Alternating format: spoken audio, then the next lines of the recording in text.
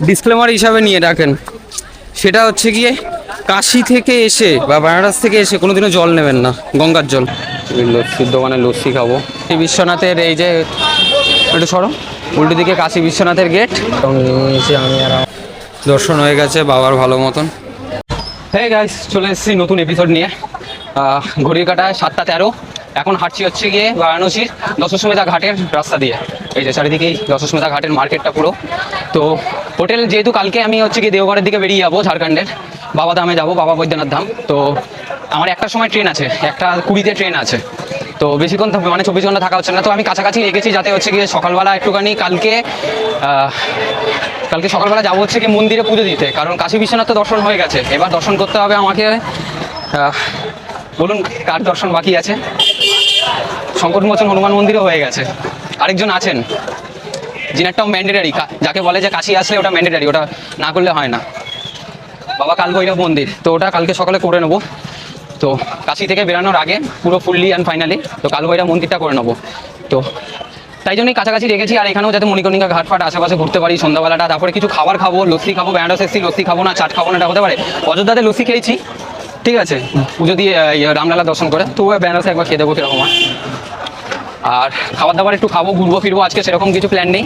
মা বলছিল একটা শাড়ি নেবে, তো একটা যেই দোকানটায় আগের দিন গেছিলাম ওই সেম হচ্ছে গিয়ে ওনাদেরই হচ্ছে গিয়ে স্টোরে যাচ্ছি। এটা এখন আছি হচ্ছে কি গদুলিয়া চকের, এই দশাশ্বমেধ ঘাট রোড ধরে গদুলিয়া চকের প্রায় সামনেই চলেই এসেছি। যাবো হচ্ছে কি এখান থেকে ঠিক 2 কিলোমিটার, অলমোস্ট 2 কিলোমিটার ডিস্টেন্সে রথযাত্রা বলে একটা রোড আছে, একদম সোজা রাস্তা। যেই রাস্তা ধরে রোপ এগাচ্ছে, মানে রোপের কনস্ট্রাকশন হচ্ছে, ঠিক আছে, এই বেনারসিতে রোপের কনস্ট্রাকশন হচ্ছে। সেই রোপের রাস্তা ধরে হচ্ছে কি সোজা এগিয়ে গেলে হচ্ছে গিয়ে ওই 2 কিলোমিটার মতন গেলে চলে যাবো হচ্ছে ওই রথযাত্রা রোড। ওই রথযাত্রা রোডের ওখানেই হচ্ছে কি ওনাদের সব, তো ওখানে স্টোরে যাবো। মা হচ্ছে কি একটা শাড়ি নেবে, পছন্দ হয়েছে, দেখা যাক ইয়ে করবো, ওটা করে কিনে নিয়ে তারপরে আবার হচ্ছে কি এখানে এসে আশেপাশে খাবো দাবো, ঘুরবো, কালকে ইয়ে করবো, করে নিয়ে দেওঘরের দিকে রওনা করবো। তো এপিসোডটা হচ্ছে কি এটাই। আচ্ছা একটা কথা বলে রাখি, আমি আজকে হোটেল নিয়েছি হচ্ছে ভূতেশ্বর গলি, একদম ওই দশাশ্বমেধ ঘাটের সামনেই যে ভূতেশ্বর গলি আছে ওখানেই হচ্ছে গিয়ে মা লক্ষ্মী বলে একটা হচ্ছে হোটেল আছে, ওই বিশ্বনাথের বাবা বিশ্বনাথ রেসিডেন্সির পরেই পড়ে ওটা, মা লক্ষ্মী বলে। তো ওখানে এসি রুম পেয়ে গেছি ফার্স্ট ফ্লোরে, ফার্স্ট ফ্লোরে এসি রুম পেয়ে গেছি 1000 টাকায়। তো 1500 টাকা বলছিল, বার্গেনিং করে 1000 টাকা নিয়ে নিয়েছি। কিন্তু অনেস্টলি কথা বলছি, এসিটা উইন্ডো এসি দিয়েছে, স্প্লিট এসি দেয়নি, তো এসিটা অতটা ভালো কাজ করছে না। ঠিক আছে, আমি যেহেতু কালকে সকালেই বেরিয়ে যাবো, 11টা 11:30-র মধ্যে আমি খেয়ে দিয়ে তো আমাকে বেরাতেই হবে, একটাই ট্রেন আছে 1:20-তে আর কি। তো আমাকে স্টেশন যেতে হবে, তো একটু আগে স্টেশন যাওয়া উচিত, একদম টাইমে না যাওয়াই উচিত, কারণ আগের বারে হচ্ছে কি ওই কাশিয়াঙ্গে যাওয়ার এক্সপিরিয়েন্স, হাওড়া থেকে একটু মানে 2 মিনিটের জন্য ট্রেন ছুটে যেত, তো সেই জন্য ওই ব্যাড এক্সপিরিয়েন্স আর নিতে চাই না, তো একটু আগেই বেরিয়ে যাবো। তো ওটা নিয়ে তো তাই জন্যই হচ্ছে কি হোটেলটা পেয়েছি। আর রুমটা আর কি দেখাবো হচ্ছে কি দেখে নেবেন, কারণ ঠিক আছে মানে ডিসেন্ট রুম, ঠিক আছে, পরিষ্কার পরিচ্ছন্ন আছে, শুধু হচ্ছে গিয়ে বাথরুমও পরিষ্কার আছে, কিন্তু বাথরুম দিয়ে কিরকম গন্ধ ছাড়ছে।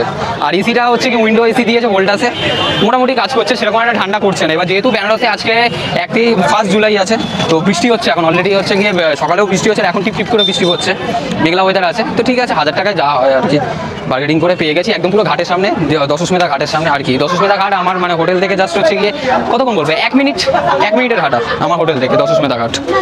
আর গদুলিয়া চক ধরে নিন হচ্ছে গিয়ে 3 থেকে 3.5 মিনিট। আর কাশী বিশ্বনাথও হচ্ছে কি 5 মিনিটের ওয়াকিং ডিস্টেন্স। আর কাল ভৈরব মন্দির কালকে যাবো, গিয়ে দেখি কতটা হবে, কারণ আমি যতদূর জানি গদুলিয়া চক থেকে কাল ভৈরব মন্দির 1.7 কিলোমিটার পড়ে, তো দেখি কতটা কি পড়ে। চলুন আগে জায়গাটা যাই ঝরাপট করে, কারণ দোকানটা 8:30টায় বন্ধ হয়ে যাবে, আর অলরেডি 7:30 বাজতে যায়, বেশি সময় নেই। তো এসছি গাড়িতে, সাইডে নেওয়া হয়ে গেছে। আমি 8:46 কোথা থেকে নিলাম, কী নিলাম সেটা শোরুমের অ্যাড্রেস সমেত হচ্ছে ডিসক্রিপশানে দিয়ে দেবো। 599 টাকা পড়েছে। আর আপাতত এখন 10 টাকার সমস্যা নিয়েছি সামনে।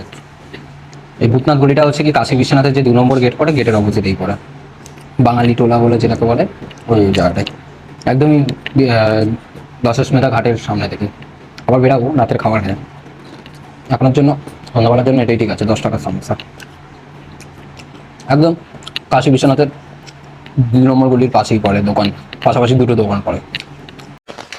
বেরিয়ে পড়েছি আবার গড়ির ঘাটায়, 9:45, বৃষ্টি হচ্ছে বারাণসীতে। এখন খেতে যাবো রাতের খাবার, একটু চাউমিন খাবো, খাওয়ার ইচ্ছা আছে, দেখা যায় পদুলিয়া ছকের সামনে একটা দোকান আছে চারমাথার ক্রসিংয়ে, ভালো চাউমিন পাওয়া যায়।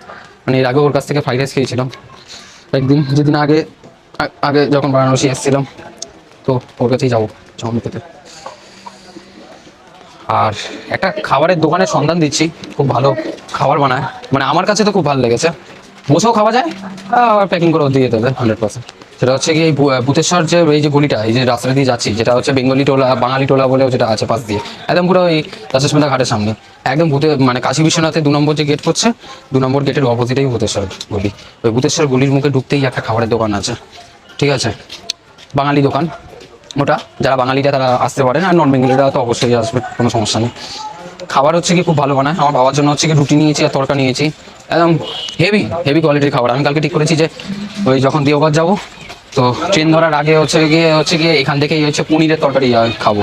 পালক পনির আছে, শাহী পনির আছে, মটর পনির আছে, আরও পনিরের আরও কয়েক রকমের তরকারি আছে। তো কারণ খাবার কোয়ালিটি হেভি, মানে আমি দোকানটা দেখিয়ে দিচ্ছি, একদম সামনেই পড়ে।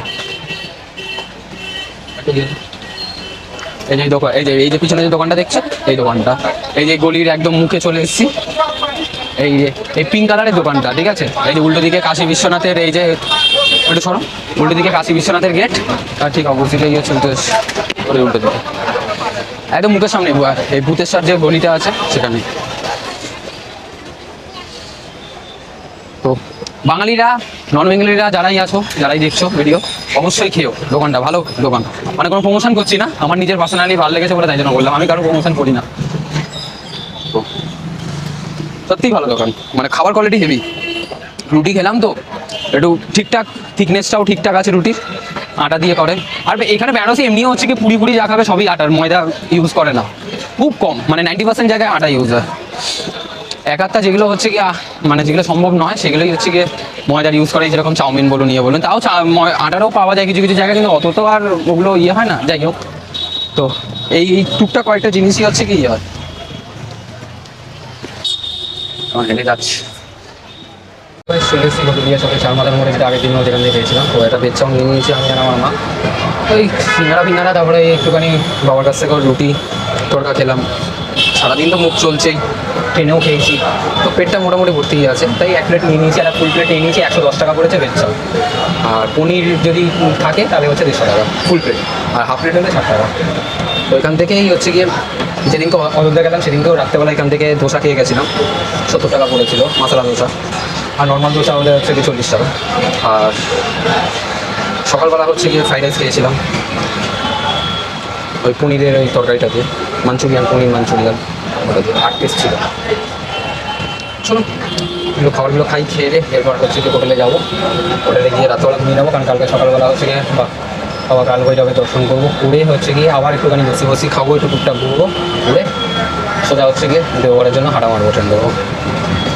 কালকেই খাওয়া হবে, একটু তাড়াতাড়ি শুয়ে করতে হবে। হ্যাঁ গাইস, গুড মর্নিং।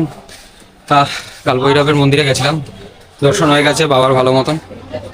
একদম সকালবেলা গেছিলাম, তো ভিড় ছিল না, সত্যি কথা বলতে গেলে ভিড় ছিল না, কারণ গতকাল প্রচণ্ড বৃষ্টি দিয়েছিল, তো তার উপর আজকে বৃহস্পতিবার, তো ভিড়টা একটু কম ছিল। ভালো মতন দর্শন হয়েছে, ভালো মতন, বেশি লোক ছিল না, 15-20 জনের পরেই লাইন ছিল, মানে আমার নাম্বার ছিল ব্যাস। আর ডবল লাইন করেছিল যেহেতু, তো হয়ে গেছে, তো খুব ভালো করে দর্শন হয়েছে। তো যেহেতু কাল ভৈরব মন্দিরে বাবা দর্শন হয়ে গেল, তাই কাশি কমপ্লিট। আচ্ছা, এবার হচ্ছে কি যাবো একটা জিনিসে, সেটা হচ্ছে কি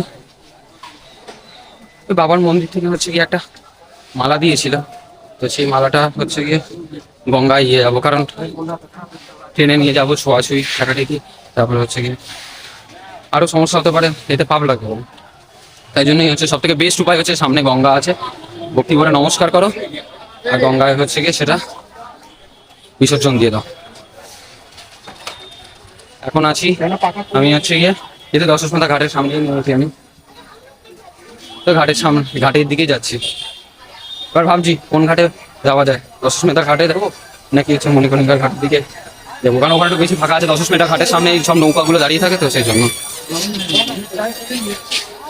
এই জন্যই হচ্ছে কি মেন সমস্যা।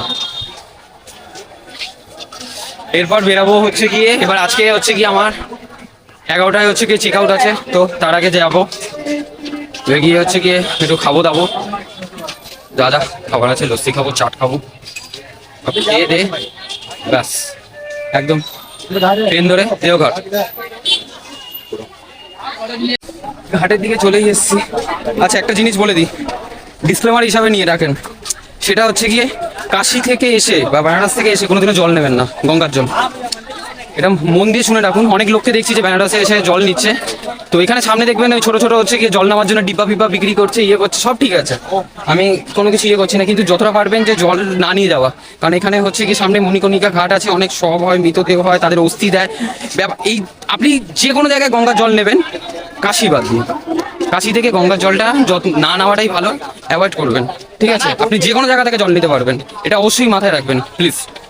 তো যারা যারা এরপরে কাশি আসছেন, তো আমার ব্লগের অ্যাটলিস্ট এইটুকুন পার্টটা হচ্ছে গিয়ে মনে রাখবেন যে কাশি থেকে জল নেওয়া যায় না। বড় বড় সাধু মুনি ঋষিরাও বলে। তো যারাই অনেক আছে দেখেছি, অনেকে বলেছে যে জল নিয়ে যায়, কিন্তু আমি যতটুকু জানি সেই অনুযায়ী আমি আপনাদেরকে বলছি, ঠিক আছে? এবার যে যার ব্যক্তিগত হচ্ছে গিয়ে বিচার।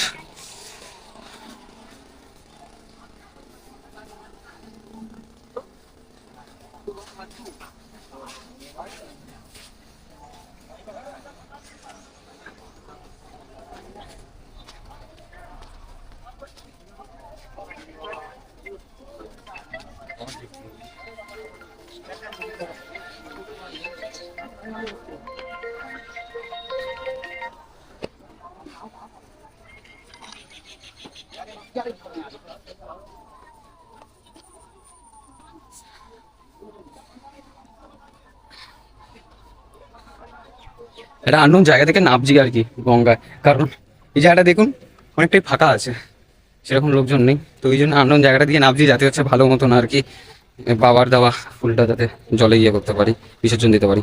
চলুন দিয়ে নিই, দিয়ে তারপরে আবার আসছি ব্লগে ফেরত। হ্যালো গাইস, তো গঙ্গা থেকে চলে আসলাম, তো এখন এসছি একটা লস্যির দোকানে, লস্যি খাবো একদম চারমাথার মোড়ে, এদিক ওদিক করে কুড়ি নিয়ে, আর এই গদুলিয়া চকের এই ইয়ে সামনের স্ট্যাচুটা, এই সামনে চারমাথার মোড়ে প্লাস লস্যি খাচ্ছি। লস্যির দোকানে লস্যি খাবো, তো 50 টাকা নিল।